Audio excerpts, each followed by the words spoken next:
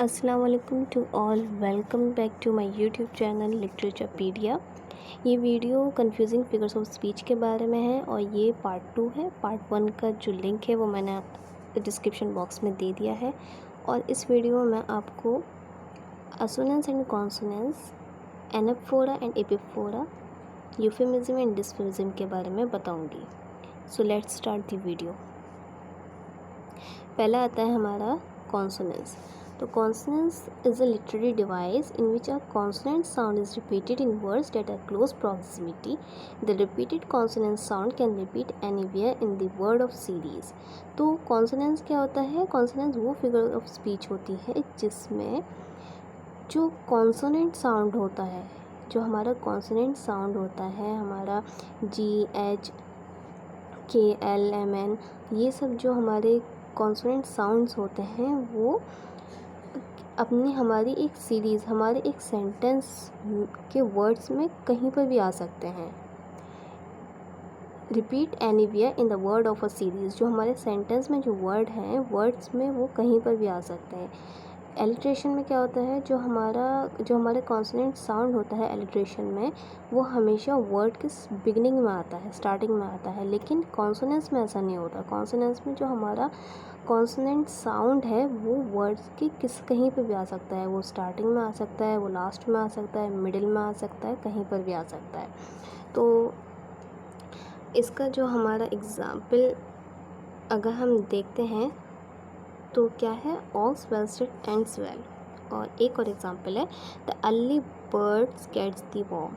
तो फर्स्ट में जो डबल एल है वो लास्ट में आ रहा है, तो ये भी कॉन्सोनेंस की एक एग्ज़ाम्पल हो सकती है। और जो दूसरे में जो आर आ रहा है वो मिडिल में आ रहा है, तो ये भी हमारी एग्ज़ाम्पल हो सकती है। अब असोनेंस और कॉन्सोनेंस में क्या डिफरेंस है, वो ये है कि असोनेंस में जो साउंड रिपीट होता है वो सीरीज़ में साउंड जो रिपीट होता है वो वॉवल साउंड होता है। और इसमें भी जो वॉवल साउंड होता है वो सेंटेंस में जो वर्ड्स होते हैं वो कहीं पे भी आ सकता है, बीच में भी आ सकता है, लास्ट में भी और मिडिल में भी आ सकता है।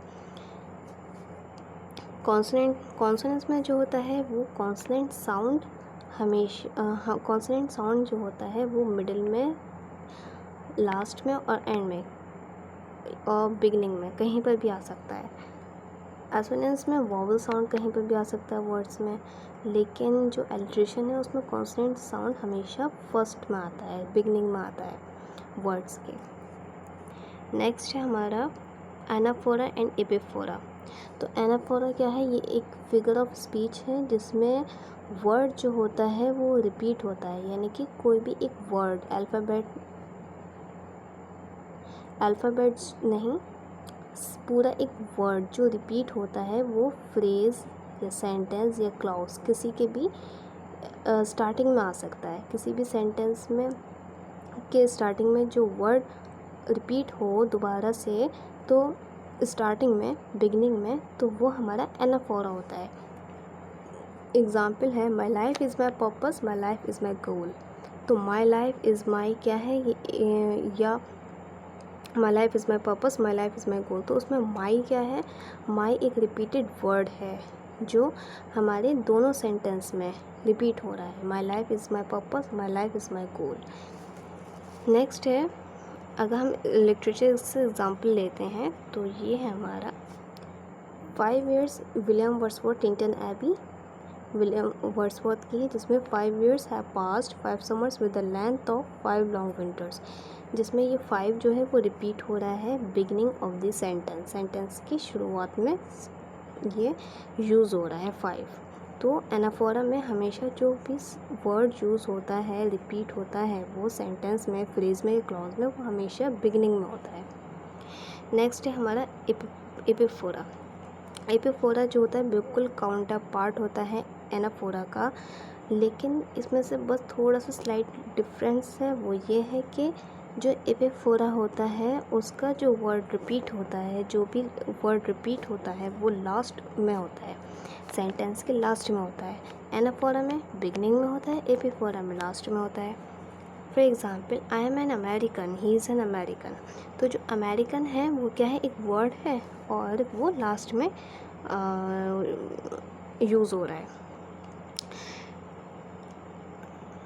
उसकी एग्जाम्पल लिटरेचर से लेते हैं तो ये है द टेम्पेस्ट की, जिसमें यू जो है वो last of the sentence use हुआ है। नेक्स्ट आता है हमारा यूफेमिज्म एंड डिस्फेमिज्म। यूफेमिज्म क्या है? Euphemism refers to polite indirect expression that replace words and phrases considered harsh and impolite. तो यूफेमिज्म क्या होता है? एक ऐसा मतलब ऐसे वो वर्ड्स होते हैं या वो हमारा एक्सप्रेशन होता है, हमारा वो एक्सप्रेशन होता है जिसमें पोलाइटनेस हो, जिसमें सॉफ्टनेस हो, और जो हार्श वर्ड्स होते हैं उनको पोलाइट वर्ड्स में रिप्लेस कर दें, सॉफ्ट वर्ड्स में रिप्लेस कर दें। और इसमें जो होते हैं बहुत माइल्ड वर्ड्स होते हैं। फॉर एग्ज़ाम्पल जैसे हम एक पहले सिंपल से एग्ज़ाम्पल लेते हैं। जैसे किसी ने कहा ही डाइड, और अगर हम उसको थोड़ा सा पोलाइट वे में या मतलब थोड़ा सा सॉफ्ट वे में कहेंगे तो हम कहेंगे he passed away, he has passed away. तो इस तरह से जो हमारे जो वर्ड्स होते हैं, जो हमारे जो मतलब रिप्लेस करते हैं हार्श वर्ड्स को, तो वो यूफेमिज्म में आते हैं, उनको यूफेमिज्म कहा जाता है। एग्जाम्पल लिटरेचर से लेते हैं तो ये है फॉर द टाइम बीइंग ही explain it had been found necessary to make a readjustment of rations. ये हमारा एनिमल फार्म जॉर्ज ऑरवेल से लिया हुआ है एक स्टेटमेंट।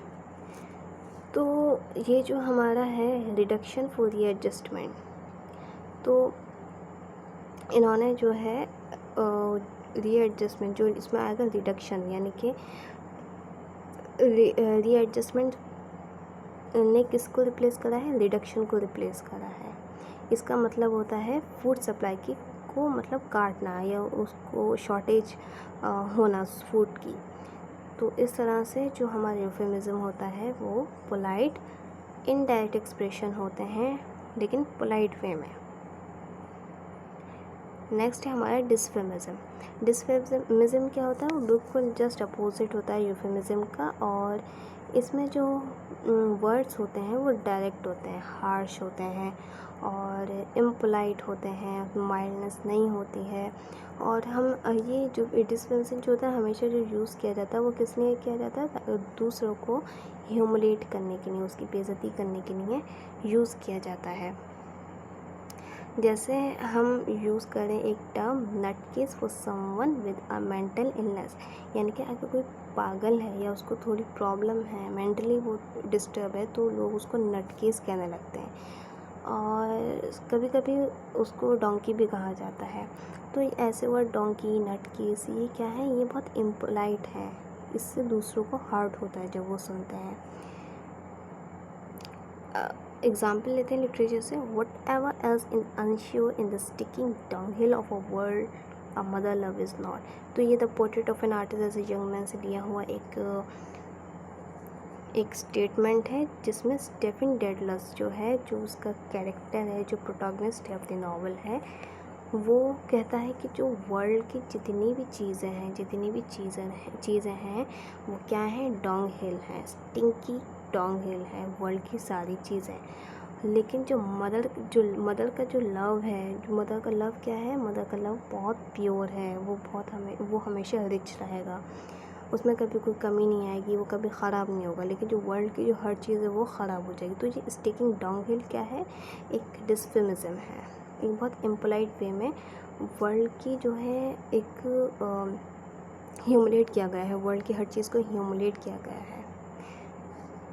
तो इस वीडियो में बस मैं इतना ही है। Thanks for watching.